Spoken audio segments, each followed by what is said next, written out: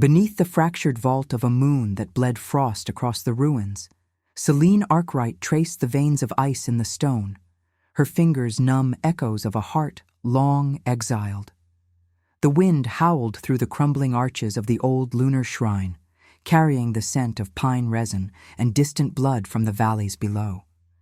Celine huddled in the cavern's throat, where the walls wept rivulets of meltwater that pooled like tears at her feet. At 25, she was a ghost among the relics, banished from the pack's hearth 5 winters past, when her kin had named her curse what they feared as power. "Mystic witch," they had snarled, their eyes wide with the terror of her touch, how it pulled truths from flesh like threads from a loom. An omega, yes, but one whose presence twisted wills, or so the whispers claimed. Her alpha had rejected her first, his bond snapping like dry bone under the full moon, leaving her marked not by claim, but by isolation. They had driven her into these mountains, the spine of the world where the goddess's breath turned to blizzards, expecting the cold to claim what their fury could not. She survived on roots pried from frozen earth and the faint glow of bioluminescent fungi that clung to the cavern walls like forgotten stars. The shrine was her sanctuary and her prison, a labyrinth of toppled pillars and shattered mosaics depicting the moon goddess in her eternal dance, her form mirrored in infinite shards of obsidian. That was the symbol here, the one that haunted Celine's dreams. The obsidian mirrors, cracked but unyielding, reflecting not just light, but the hidden fractures of the soul.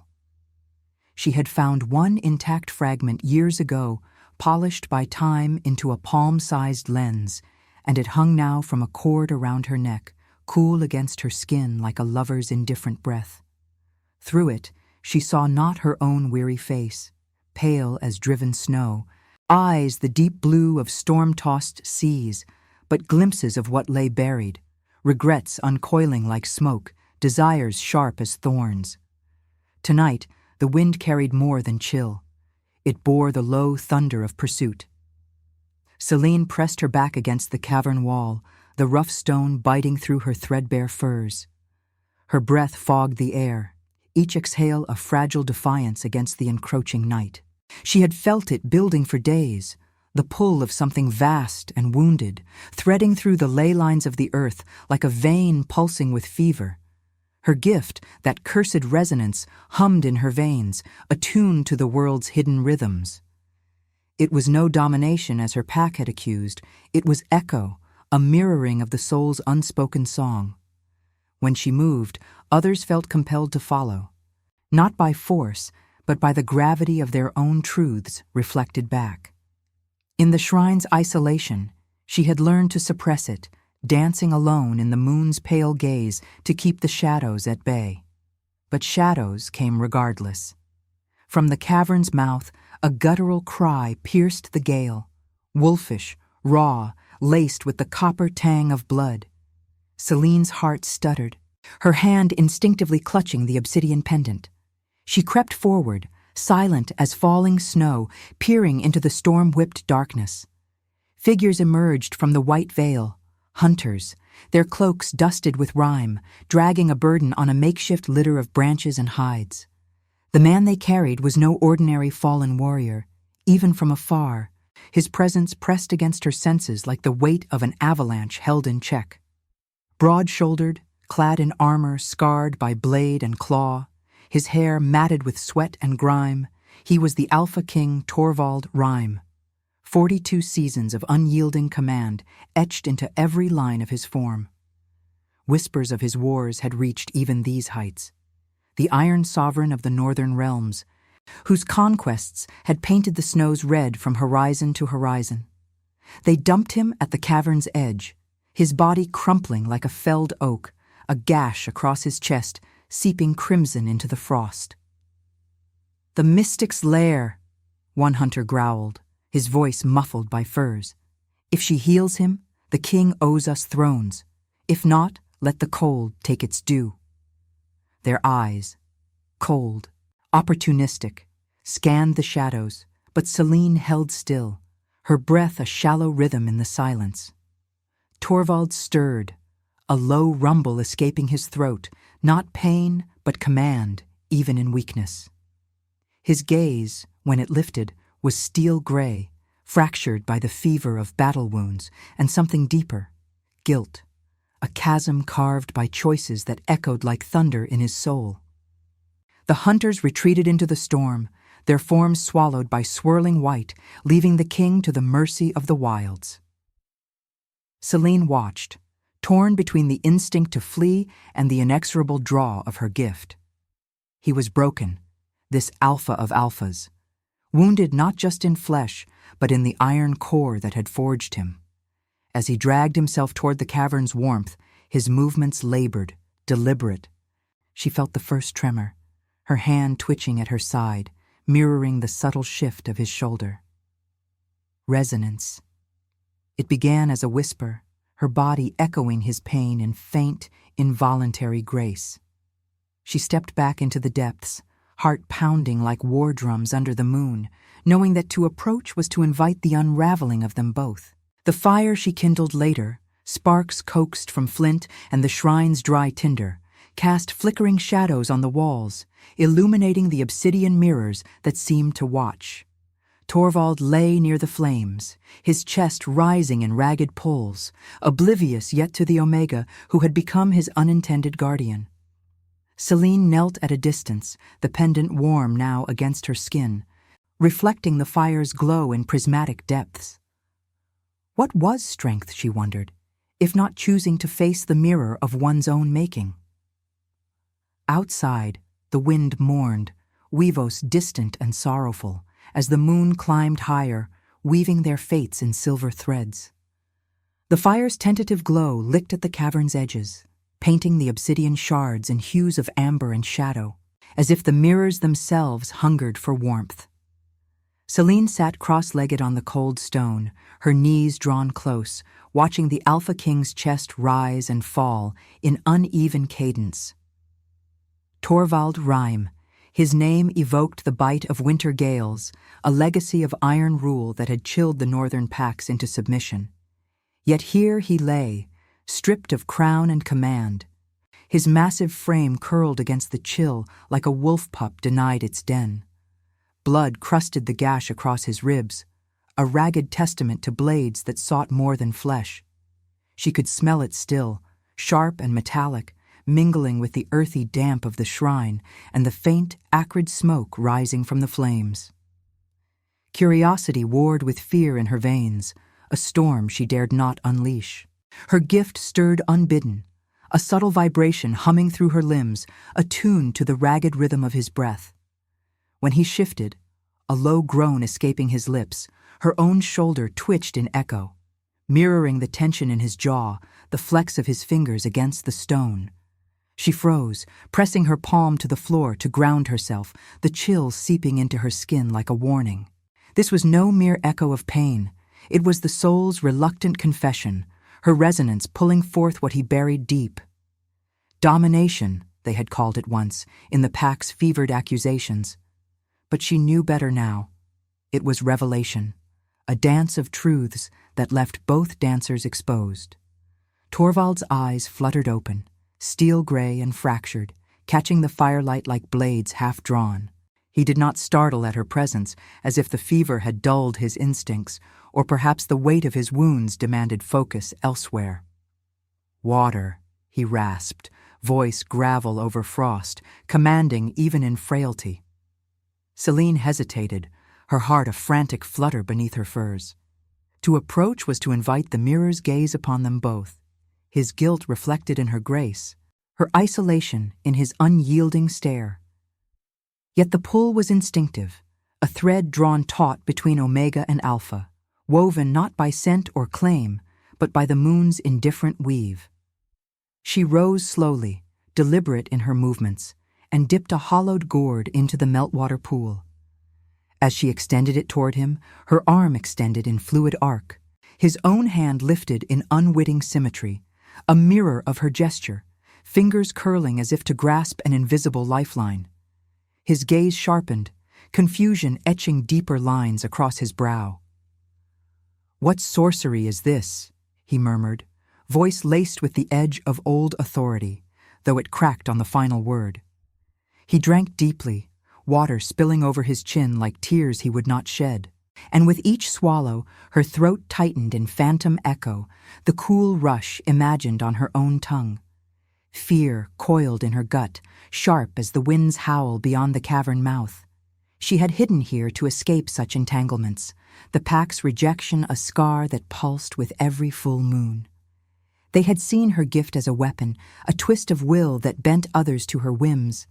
But it had only ever laid bare their fractures, betrayals unspoken, loves unclaimed. Torvald was no simple warrior. He was the king whose wars had orphaned packs, whose edicts had frozen borders in bloodied snow. To let him see her, truly see, risked unraveling the fragile peace of her exile. Yet curiosity bloomed amid the dread, a fragile flower in the frost. What truths did this iron sovereign hide that her resonance sought to reflect? He pushed himself upright, wincing as the movement sent fresh blood welling from his wound. Celine's side ached in sympathy, a dull throb she masked by stepping back, her pendant swinging like a pendulum between them. The obsidian caught his eye then, glinting with inner fire, and for a moment, his reflection stared back. Not the proud king, but a man hollowed by command, eyes shadowed with the ghosts of choices that echoed like distant uivos. "You are the mystic," he said, not a question but a recognition, his voice steadying as fever receded. "The one they whisper of in the valleys. Why do you not flee or strike?"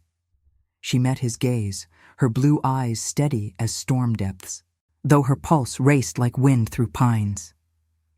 "Fleeing has been my life," she replied softly, the words tasting of ash and resolve, "and striking. That is your art, not mine."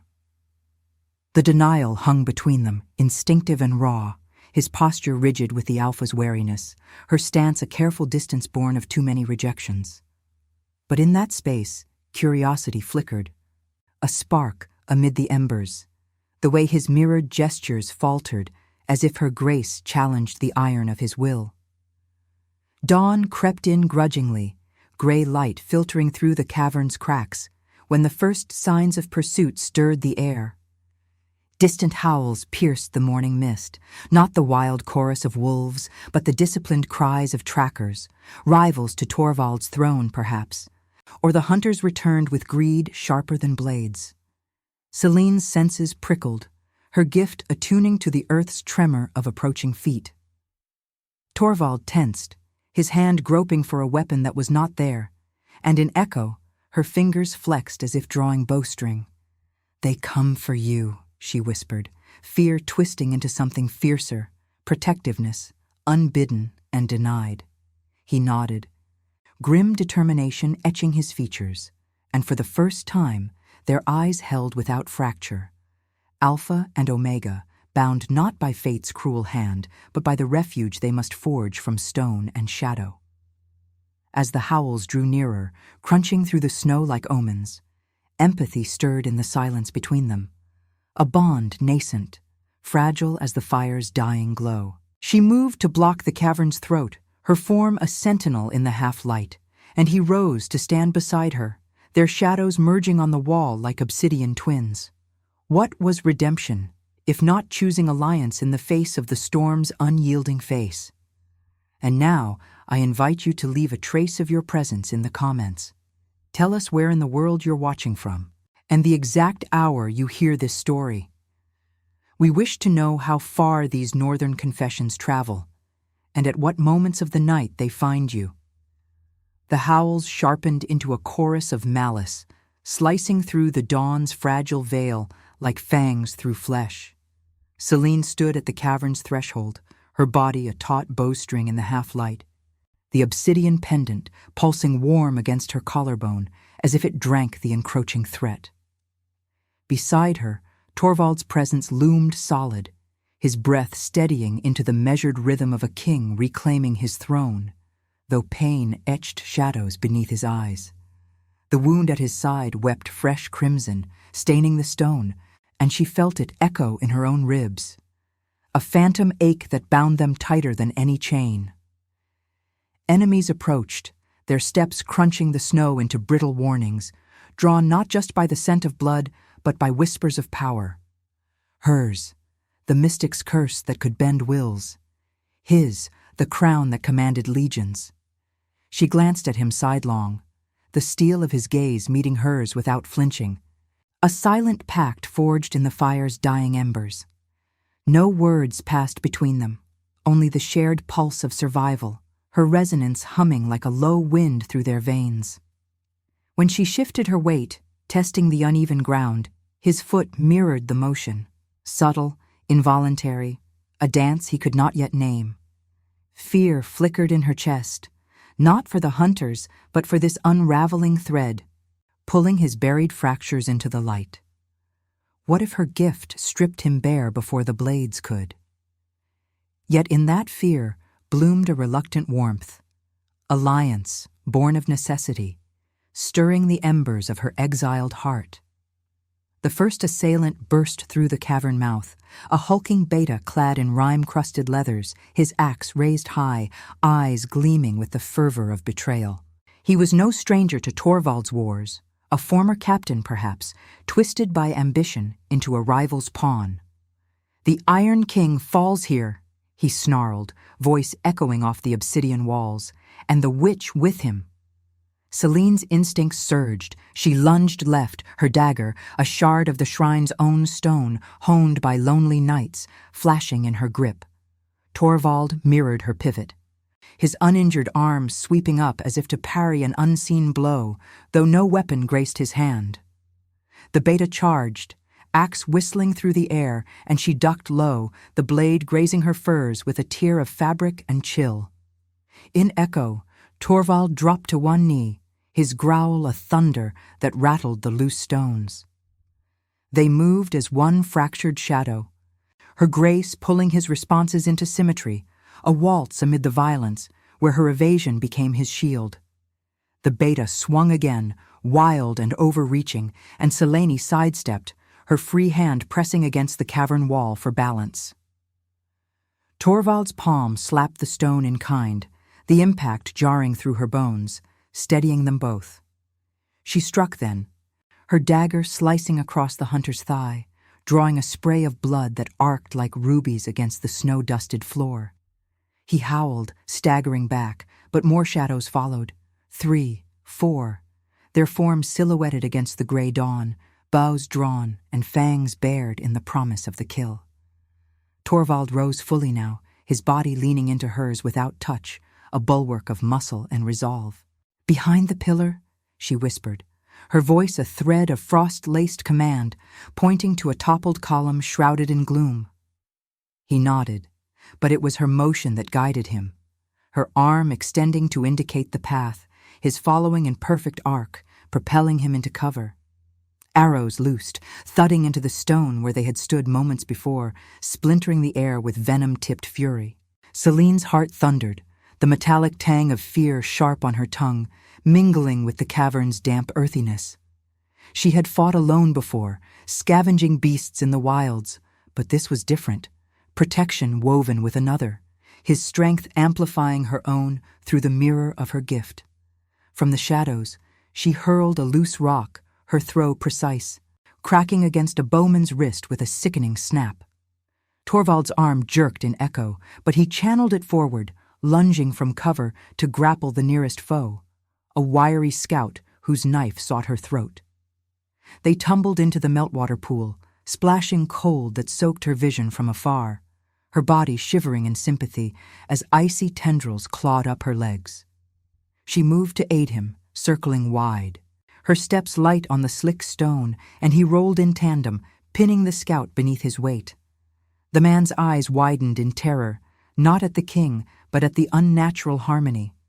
Torvald's strikes mirroring her feints, a predator's ballet that left no opening for counter.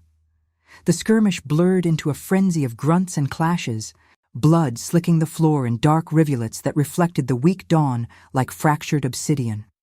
One hunter fell to her blade, gurgling his last as crimson pooled around his form. another to Torvald's bare hands, crushed against the wall with a force that echoed her push. Empathy surged through her then, unbidden, a flood of his sensations bleeding into hers. The burn of exertion in his limbs, the dull throb of guilt that sharpened with each kill.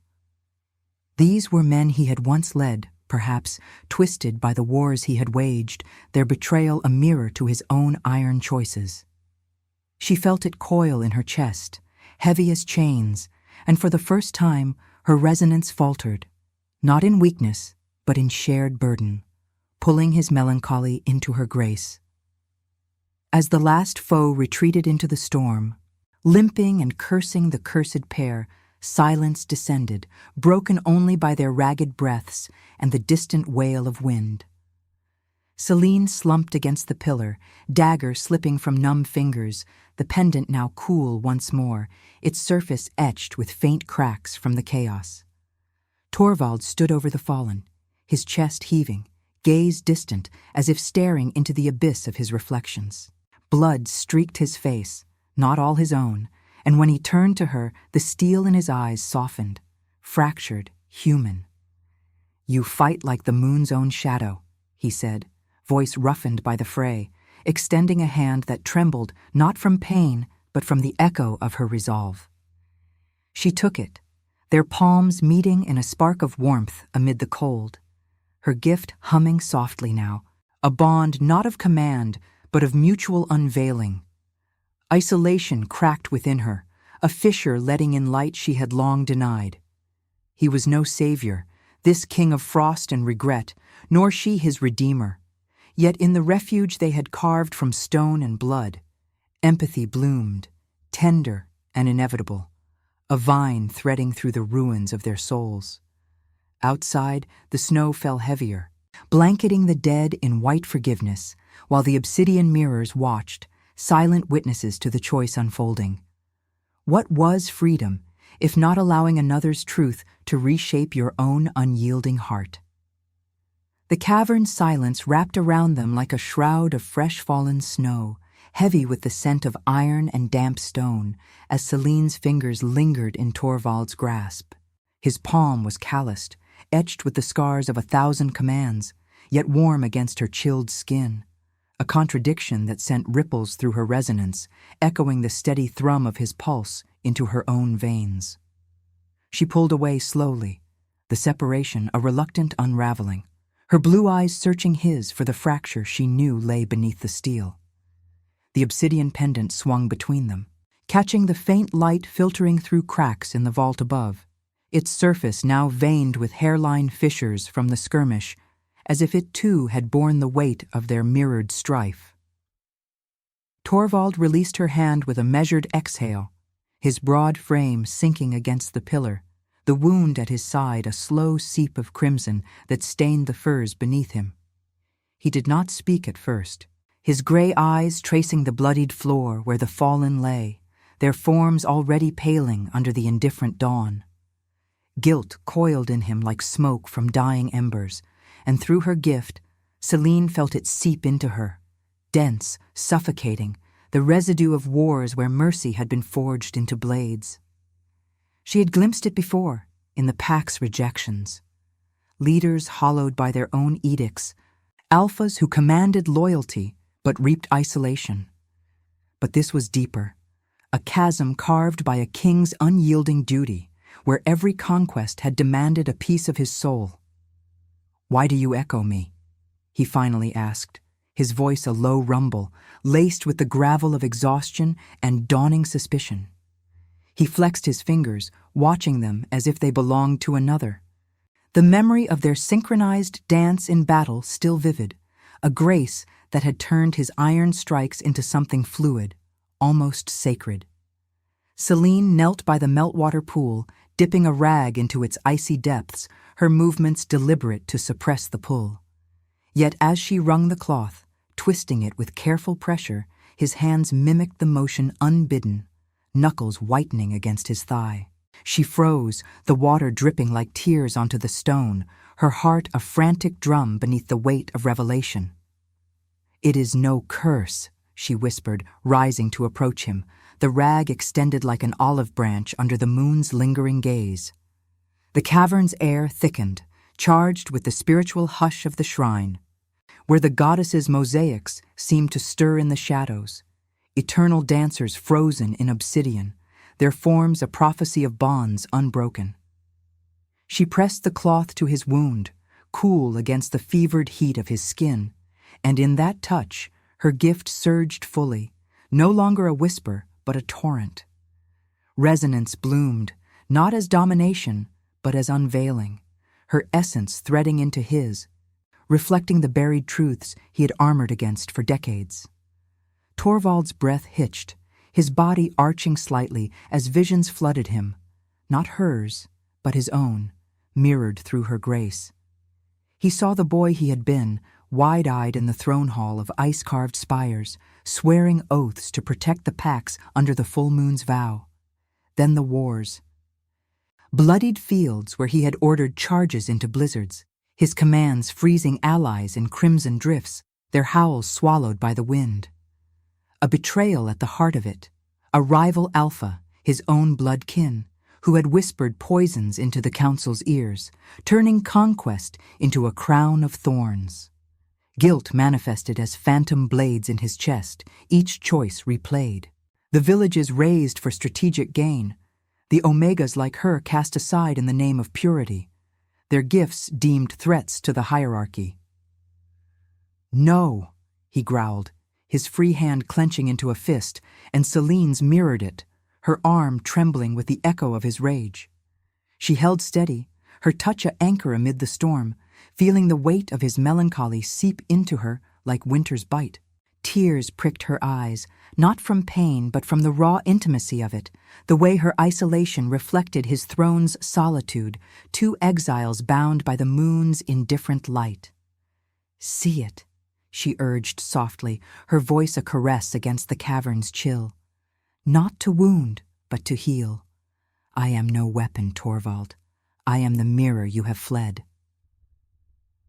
The pendant warmed between her breasts, its obsidian heart pulsing in rhythm with their shared breath, drawing forth the spiritual thread. She was the pathfinder, the Omega whose resonance revealed destinies entwined, a gift from the goddess to thaw the frozen kings of the north. His eyes locked on hers, fractured no longer but piercing, as understanding dawned like the sun cresting jagged peaks.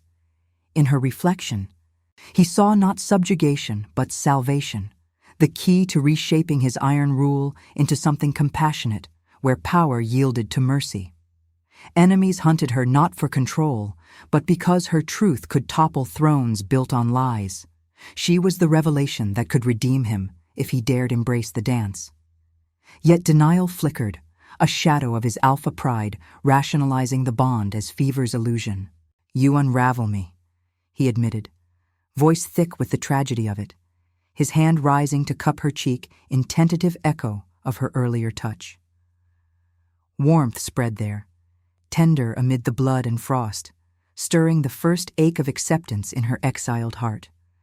Outside, the wind mourned with distant huevos, carrying the scent of approaching storms, while the obsidian shards on the walls gleamed with inner fire, witnesses to the destiny unfolding. Celine leaned into his palm, the resonance humming softly now, a lullaby of shared fractures. What was fate, if not the courage to let another's light illuminate the darkness we call strength? Subscribe if you believe mercy can crown even the fallen. Comment Luna if you'd walk through the storm for someone who saw the storm's fury gathered like a vengeful spirit beyond the cavern's mouth, whipping snow into veils that blurred the jagged peaks into ethereal ghosts.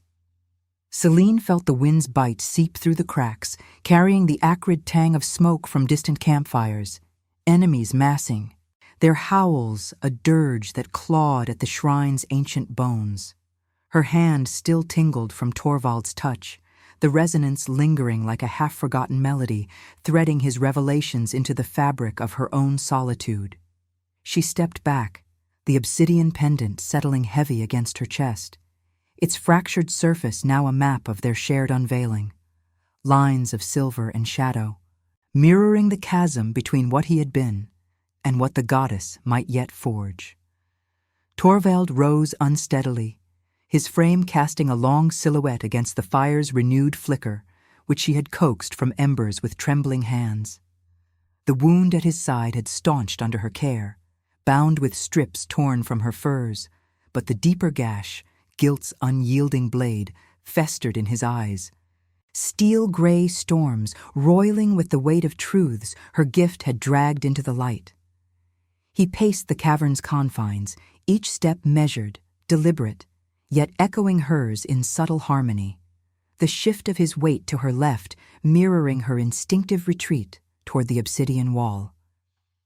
"They will come," he said, voice a low thunder that vibrated through the stone.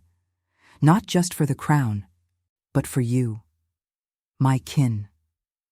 The traitor who wears my brother's face, he seeks your power to shatter what remains of my rule." She nodded, the chill of the air pressing against her skin like accusing fingers, evoking the pack's final judgment 5 winters gone. Their snarls under the blood moon, branding her resonance a perversion, an Omega's hubris that twisted Alpha's to her will. Exile had been their mercy, they claimed, banishing her to these frozen heights where the goddess's breath could purify or perish her. Now, that same gift hummed in warning, attuned to the earth's pulse. The rival Alpha, Eirik Rime, Torvald's blood-sworn brother, twisted by envy into a Shadow King, marched with the pack's once loyal, drawn by rumors of the mystic who could mirror and mend. Freedom or love? The dilemma coiled in her gut, sharp as the dagger at her belt, for to aid Torvald was to invite the past's jaws upon them both, yet to flee was to deny the bond her soul now craved, tender and tragic. The first tremor came at dusk, the ground shuddering as if the mountains themselves recoiled. Celine's breath caught, her hand pressing to the cavern wall, feeling the vibration climb her arm like frostbite's fire. Torvald halted, his posture snapping to attention, and in echo her spine straightened, a sentinel's poise born of her resolve. "The pass," he murmured, gray eyes narrowing toward the storm-lashed entrance. "They force the narrows." She followed his gaze, the wind's howl rising to a crescendo, laced with the guttural cries of wolves and men, their boots crunching the snow into bloody slush. Eric's banner would flutter there, she knew, crimson on white, a mockery of the brotherhood oaths sworn under lunar light.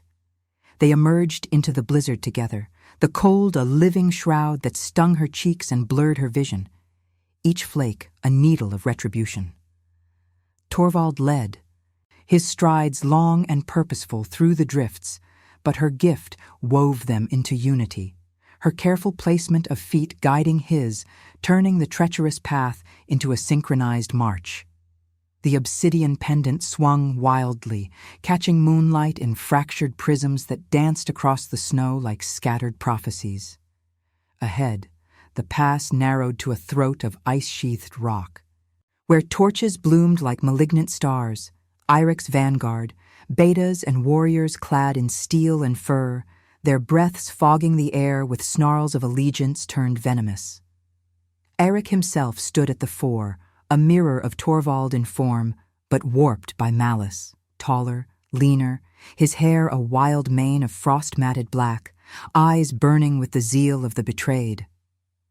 "Brother," he called, voice carrying over the gale like a blade's edge.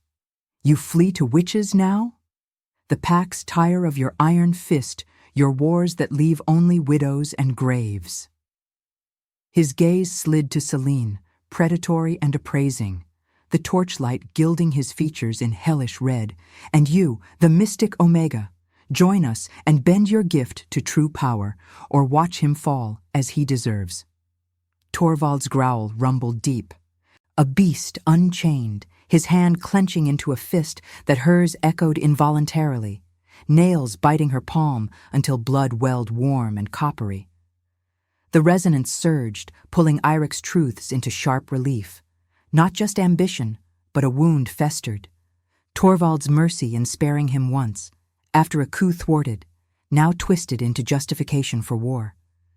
Celine felt it flood her, the brother's envy a bitter tide, mingling with her own scars of rejection.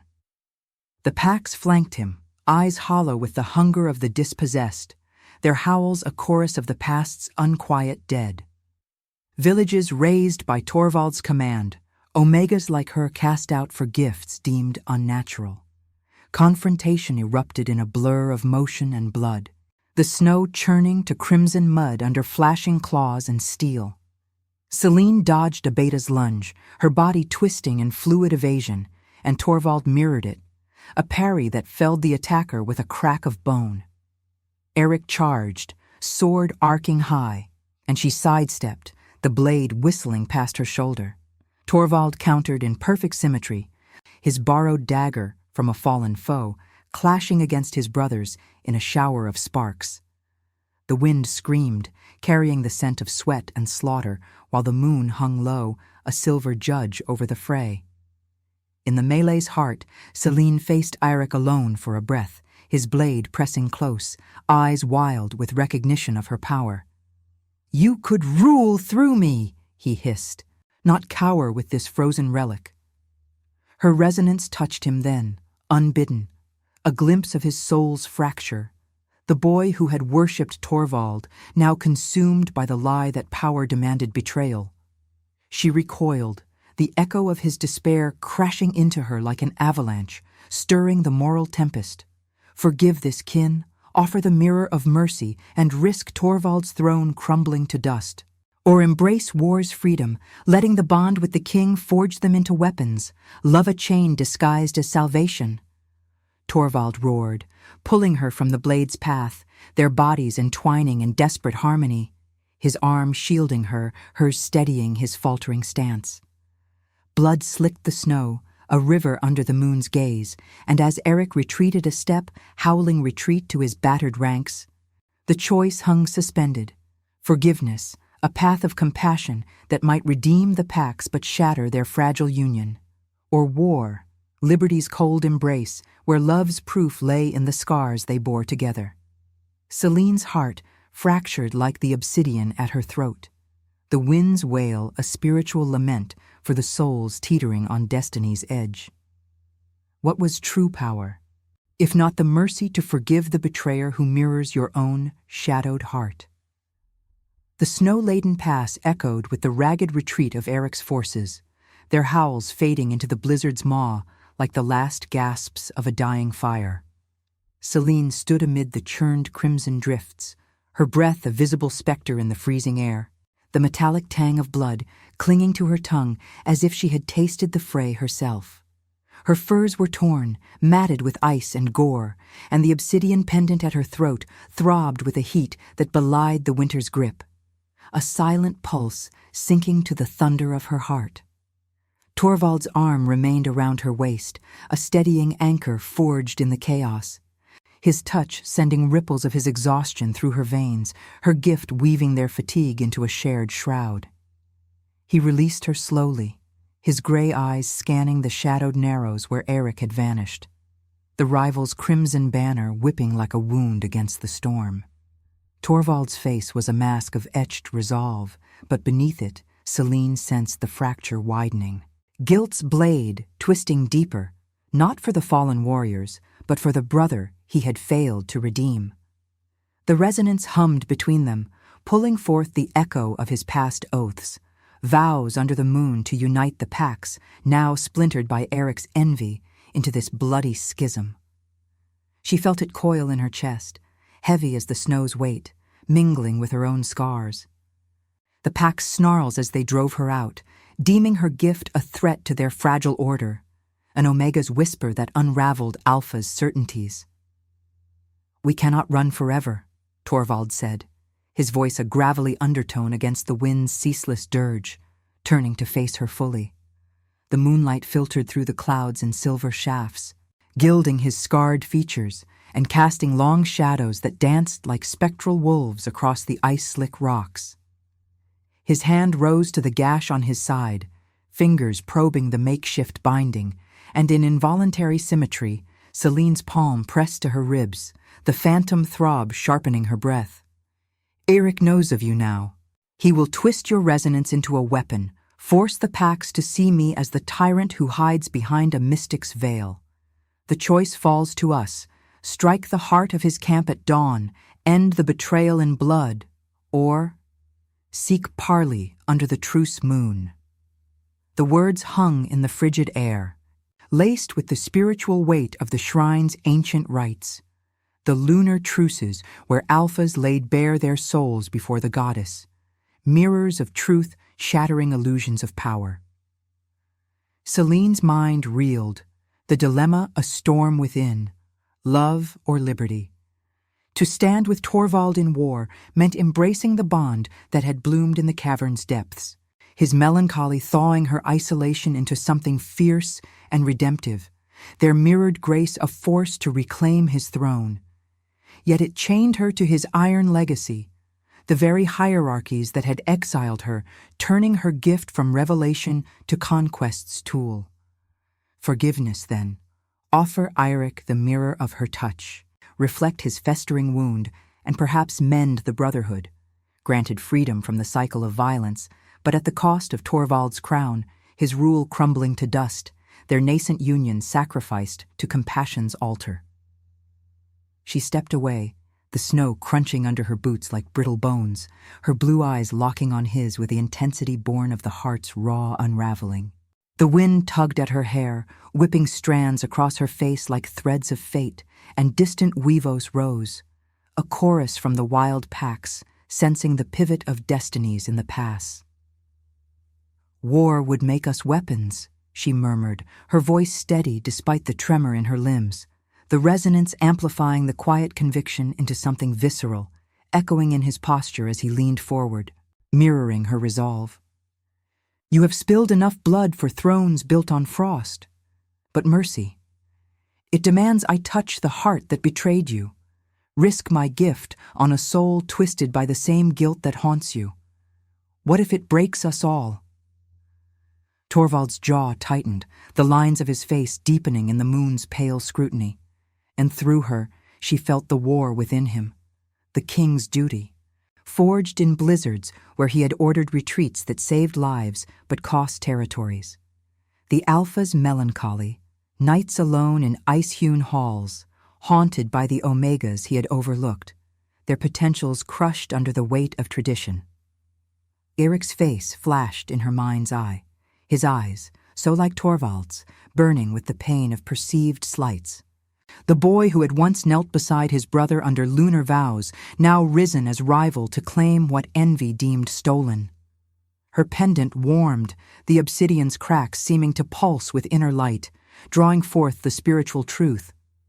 She was the pathfinder, destined to reflect not just individuals, but the pack's fractured soul, choosing between the fire of retribution and the cold clarity of pardon. As night deepened, they retreated to a shallow overhang in the pass's flank, a natural alcove where the rock wept meltwater in rhythmic drips, pooling into mirrors of ice that captured the stars in different gleam. Celine kindled a small fire with flint and gathered tinder, the flame's tentative crackle a fragile defiance against the encroaching dark. Torvald sat across from her, his massive form hunched, staring into the blaze as if it held the answers to realms lost. She watched him, the resonance a soft undercurrent now, pulling snippets of his introspection into her own. The ethical king who had spared Eirik once, after the failed coup, binding him with oaths instead of chains, only to breed deeper resentment. "I chose mercy then," he confessed, voice rough as grinding stone, embers reflecting in his eyes like buried regrets. And it birthed this storm, to offer it again, to you through him. It would unmake me. Her hand extended across the fire, not touching, but close enough for the warmth to bridge the gap, her fingers curling in invitation. He mirrored it hesitantly, the motion a bridge between their worlds, his iron will yielding to her graceful pull, the first rationalization cracking under acceptance's weight.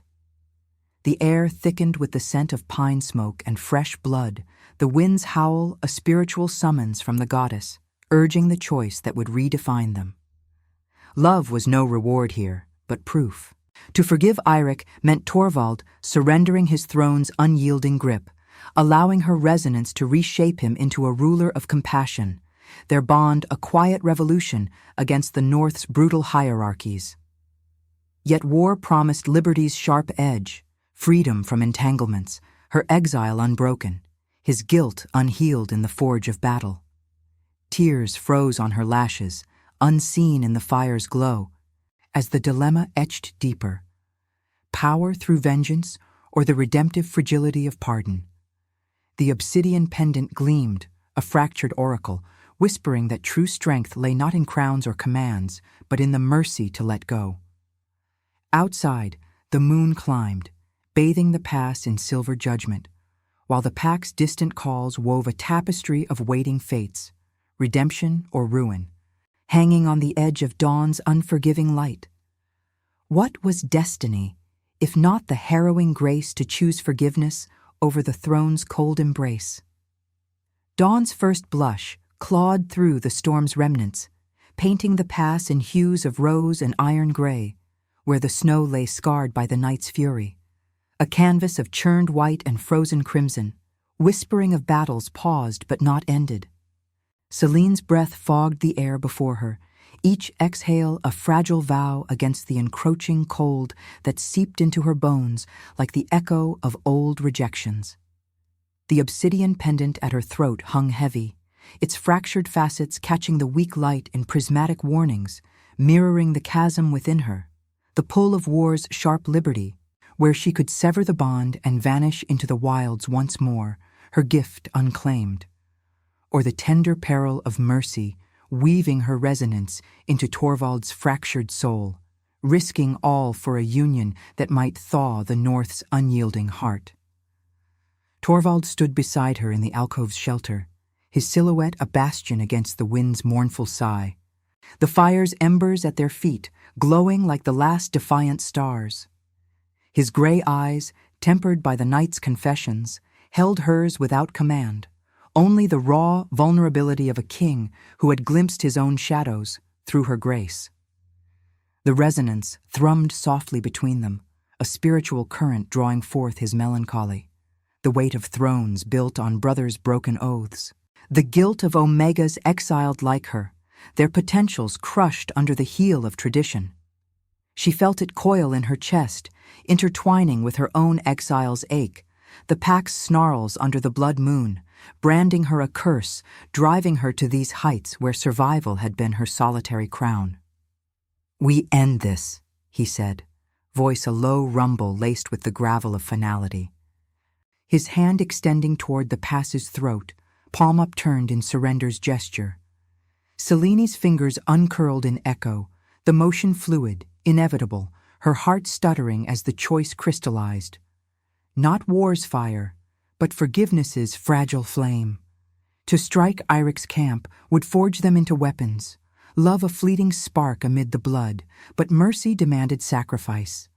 Torvald yielding his iron rule, allowing her gift to reflect truth across the packs, unmaking the hierarchies that had scarred them both. Freedom for her meant isolation's return, but union. It promised renascimento, a rebirth where compassion crowned the fallen, her resonance healing the wounds that duty had carved. She nodded, the wind tugging at her furs like the goddess's insistent hand.